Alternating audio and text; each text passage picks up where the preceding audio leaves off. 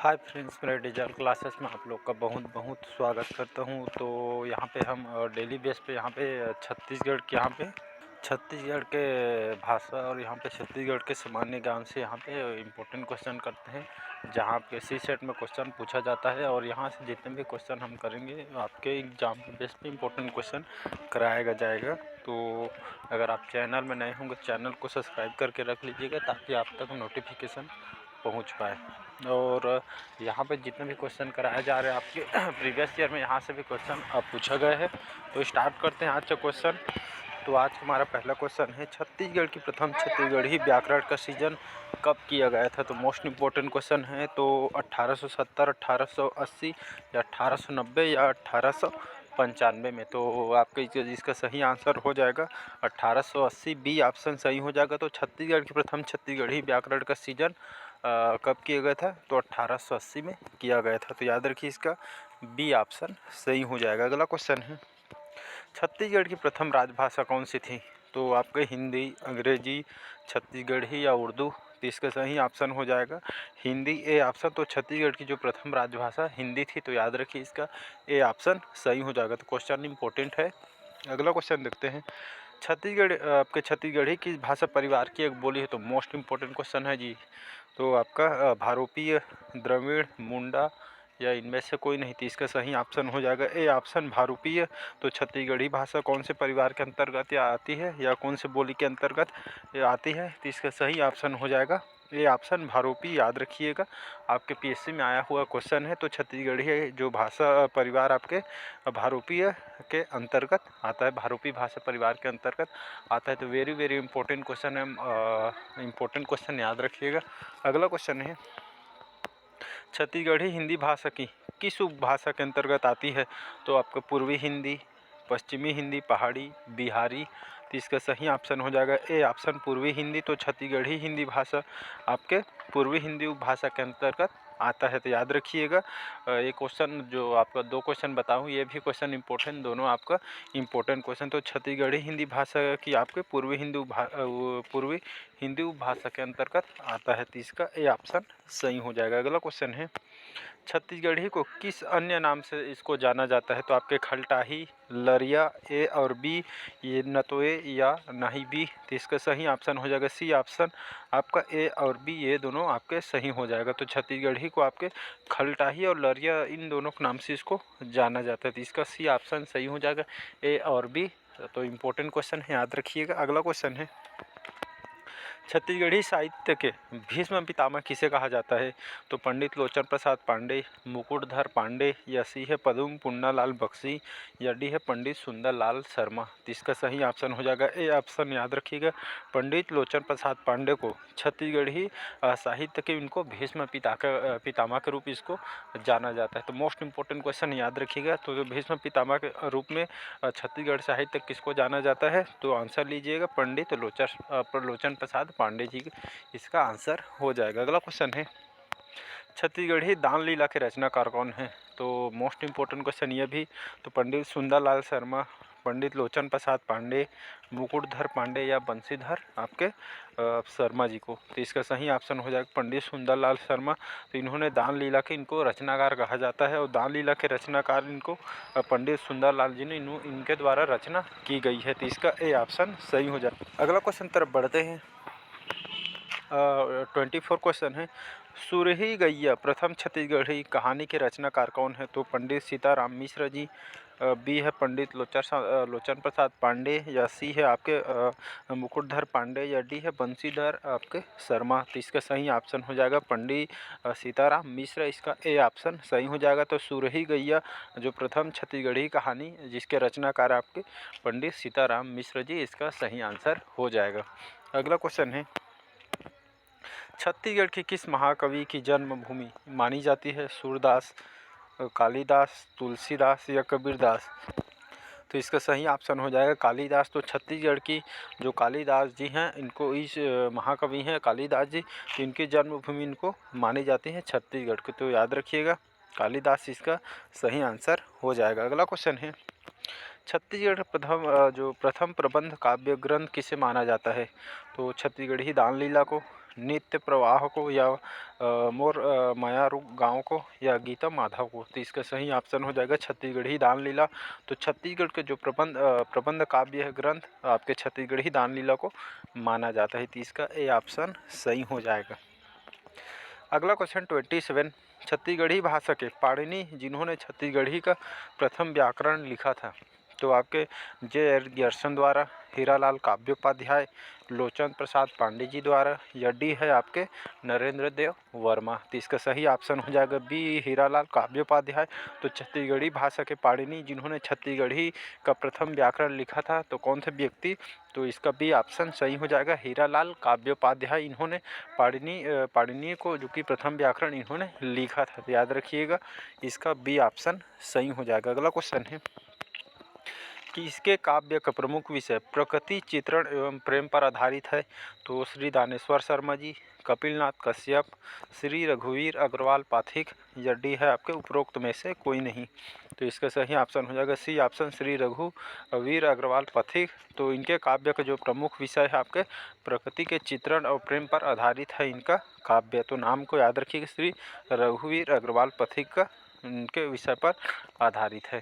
तो याद रखिएगा, इसका सी ऑप्शन सही हो जाएगा। अगला क्वेश्चन है, शिव शंकर शुक्ल ने मोंगरा की रचना कब की थी? तो आपके वर्ष 1963 में, वर्ष 1965 में, या सी है वर्ष 1964 में, या डी है 1966 में। तो इसका सही ऑप्शन हो जाएगा बी ऑप्शन, याद रखिएगा, वर्ष 1965 में। तो शिव शंकर शुक्ल ने मोंगरा की रचना वर्ष 1965 में इन्होंने रचना की थी। तो इसका बी ऑप्शन याद रखिएगा। जितने भी क्वेश्चन कराया जा रहा है आपको इम्पोर्टेंट क्वेश्चन कराया जा रहा है, आपसे क्वेश्चन डायरेक्ट पूछे जाएगा जो आपके एग्जाम के लिए इम्पोर्टेंट है। अगला क्वेश्चन है, छत्तीसगढ़ की जनबोलियों के मौखिक साहित्य के संग्रह का कार्य कब से प्रारंभ होता है? तो वर्ष 1866 से वर्ष 1867, या सी है वर्ष 1868 में, या डी है वर्ष 1969 में। तो इसका सही ऑप्शन हो जाएगा ए ऑप्शन, वर्ष 1866 में। तो छत्तीसगढ़ी जनबोलियों के जो मौखिक साहित्य के संग्रह का कार्य प्रारंभ होता है आपके वर्ष 1866, इसका सही ऑप्शन हो जाएगा। अगला क्वेश्चन है, तुलसी के बीरवा जगाए नामक कृति के लेखक कौन है? तो कपिलनाथ कश्यप जी, प्यारेलाल गुप्त, अमृतलाल दुबे, या हेमनाथ यदु। तो तुलसी के बीरवा जगाए नामक कृति के लेखक कौन है? तो अमृतलाल दुबे जी हैं। तो याद रखिएगा, मोस्ट इम्पोर्टेंट क्वेश्चन ये भी। तो तुलसी के बीरवा जगाए नामक कृति के लेखक कौन है? तो नाम को याद रखिएगा, अमृतलाल दुबे जी हैं। तो इसका सी ऑप्शन सही हो जाएगा। अगला क्वेश्चन देखते हैं 32 है, शिवायन के रचयिता हैं तो कौन है?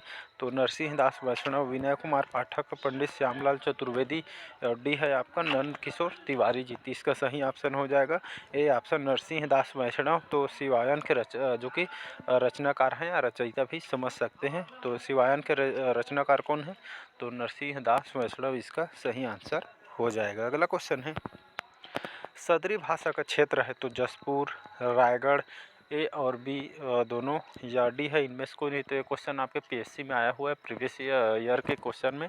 तो याद रखिएगा, सदरी भाषा कौन से क्षेत्र में या कौन से जिला में इसको बोला जाता है छत्तीसगढ़ अंचल में? तो इसका सही ऑप्शन हो जाएगा जसपुर और रायगढ़। याद रखिएगा, आपके जसपुर जिला और रायगढ़ जिला, इन दोनों जिलों में आपका सदरी भाषा का उपयोग किया जाता है। तो इसका आपका सी ऑप्शन ए और बी सही आंसर हो जाएगा। अगला क्वेश्चन है, अगला क्वेश्चन देखते हैं, यहाँ पे छत्तीसगढ़ी शब्दकोश कृति है तो केशव पंडित, रंजन लाल त्रिवेदी, कांति कुमारी, या रमेश चंद्र मल्होत्रा। तो इसका सही ऑप्शन हो जाएगा रमेश चंद्र मेहरोत्रा, डी ऑप्शन सही हो जाएगा। तो छत्तीसगढ़ी शब्दकोश कृति है आपका रमेश चंद्र मेहरोत्रा, इसका सही आंसर हो जाएगा। अगला क्वेश्चन है, निम्नलिखित कौन सी कृति हेमनाथ यदु की नहीं है पूछा गया। यहाँ पे है और नहीं को खास ध्यान दीजिएगा। यहाँ पे क्या हम जल्दी जल्दी क्वेश्चन को लगाने के चक्कर में इसको पढ़ना भूल जाते हैं तो हमेशा कंफ्यूज यहाँ से हो जाता है। तो यहाँ पे जो कि निम्नलिखित कौन सी कृति हेमनाथ यदु की नहीं है पूछा है। तो आपके सूरज के अगवारी, नवा बिहान, छत्तीसगढ़ी के गौ और गुहार, या डी है आपका बनिहार। तो इसका सही ऑप्शन हो जाएगा नवा बिहान। तो जो इनकी कृति थी आपके हेमनाथ यदु जी की नहीं है पूछा गया है, तो नवा बिहान नहीं है। बाकी आपके सूरज के अंगवारी, छत्तीसगढ़ के गौ कुहार और बनिहार, इनको एक कृति जो कि हेमनाथ यदु जी की रचना है। तो इसका बी ऑप्शन नवा बिहान नहीं है, याद रखिएगा। अगला क्वेश्चन देखते हैं यहाँ पे। छत्तीसगढ़ की प्रसिद्ध साहित्यकार डॉक्टर निरुपमा शर्मा और सोन्नाबाई का जन्म स्थान है। तो कबीरधाम कवर्धा के अंतर्गत आता है, बिलासपुर और समचूर जो आपके राज्य में आता है, और डी है आपका रायपुर। तो इसका सही ऑप्शन हो जाएगा ए ऑप्शन कबीरधाम। तो कबीरधाम कवर्धा याद रखिए। तो छत्तीसगढ़ की जो प्रसिद्ध साहित्यकार डॉक्टर निरुपमा शर्मा जी सोनाबाई का जन्म स्थल या जन्म स्थान कौन सा है, तो आपका कबीरधाम कवर्धा में इनका जन्म स्थल इसको माना जाता है। अगला क्वेश्चन देखते हैं यहाँ पे। हल्बी भाषी जो हल्बी भाषा है कौन से क्षेत्रों में शामिल नहीं है या कौन से क्षेत्र में नहीं बोली जाती है। तो बस्तर, दुर्ग, राजनांदगांव, नारायणपुर। तो इसका सही ऑप्शन हो जाएगा नारायणपुर। तो नारायणपुर में हल्बी भाषा का उपयोग यहाँ पे जो जनजातीय लोग रहते हैं, जनजातीय लोग, तो यहाँ पे उपयोग नहीं करते हैं। तो नारायणपुर ज़िला में यहाँ जो कि आपके हल्बी भाषा उपयोग नहीं किया जाता है। बाकी बस्तर, दुर्ग और राजनांदगांव ए, बी और सी यहाँ आपके हल्बी जो कि भाषा का उपयोग किया जाता है। बाकी नारायणपुर में इसका नहीं किया जाता है, तो याद रखिएगा। अगला क्वेश्चन है। निम्न में कौन सी एक भाषा द्रविड़ समूह की भाषा नहीं है। तो गोंडी, हल्बी, अभुजमाड़िया, डी है परजी। तो इसका परजी या परजा समझ सकते हैं इसको। तो इसका सही ऑप्शन हो जाएगा बी ऑप्शन हल्बी।